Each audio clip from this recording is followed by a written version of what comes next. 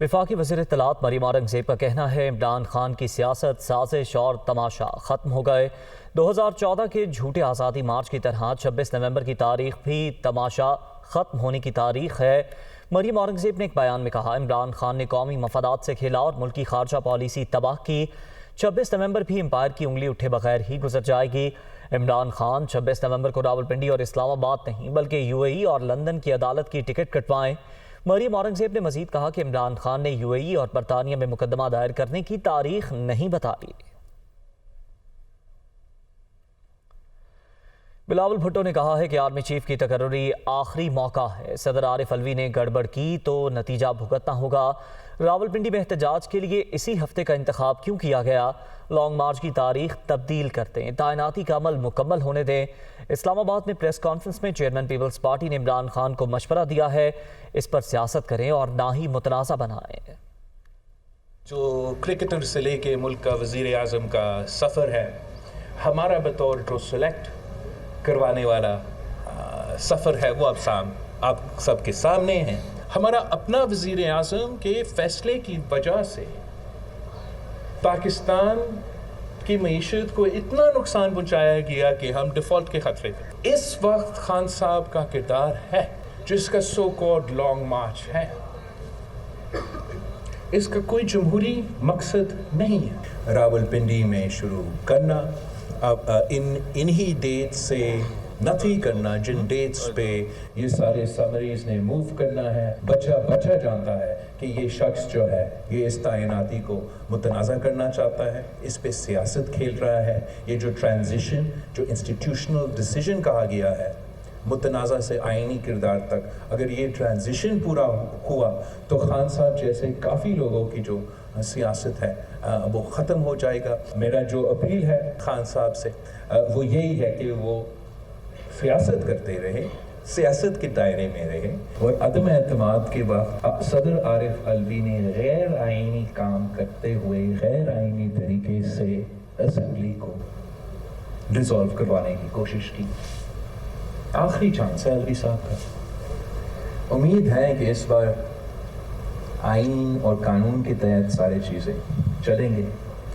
اگر صدر عارف الوی نے کچھ گڑبڑ کرنے کی کوشش کی تو پھر صدر عارف الوی کو اس کا نتیجہ بھی بھگتنا پڑے گا۔ ہم ان کا احتجاج روکنے کا بھی نہیں سوچ رہے ہیں، نہ میں یہ تجویز دے رہا ہوں۔ میں ان سے درخواست کر رہا ہوں کہ تاکہ آپ کے اوپر یہ چھاپ نہ لگے، یہ الزام نہ لگے کہ آپ آرمی چیف کے تعیناتی پہ سیاست کر رہے ہیں، آپ اپنا ڈیٹ اور جگہ جو ہے وہ چینج کریں، جیسے ہی عمل مکمل ہوتا ہے آپ بھی اپنا کام کریں۔ اس پروسیس کو مکمل ہونے دیں آئینی اور قانونی طریقے سے، اور اس کے بعد بسم اللہ پنڈی میں آ کے جلسہ کرے، اسلام آباد میں آ کے جلسہ کرے، اپنے مطالبات کو بار بار دہراتے رہے۔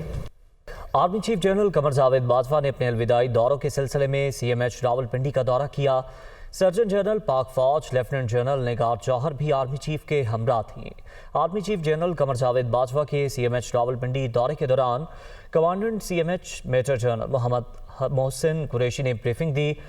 سیولینز نان انٹائٹل مریضوں کے لیے کاؤنٹر سے متعلق بھی بتایا گیا۔ آرمی چیف کو ایکیڈیمک سینٹر میں لائف سرجری کے عمل پر بھی بریفنگ دی گئی۔ آرمی چیف نے سہولیات کی فراہمی پر میڈیکل کور کی تعریف کی۔ وزیر اعلیٰ پنجاب چودھری پرویز الہی کا کہنا ہے کہ army chief general Qamar Javed Bajwa نے تبلیغی جماعت پر سعودی عرب میں عائد پابندی ختم کرا کے بہت بڑی دینی خدمت سر انجام دی۔ جنرل باجوہ نے میری استدعا پر سعودی ولی عہد سے بات کی تھی جو مان لی گئی۔ رائیونڈ میں سڑکوں کی تعمیر کا سنگ بنیاد رکھنے کی تقریب سے خطاب کرتے ہوئے وزیر اعلیٰ نے کہا کہ جنرل قمر جاوید باجوہ کو اس کام کا اجر ہمیشہ ملتا رہے گا۔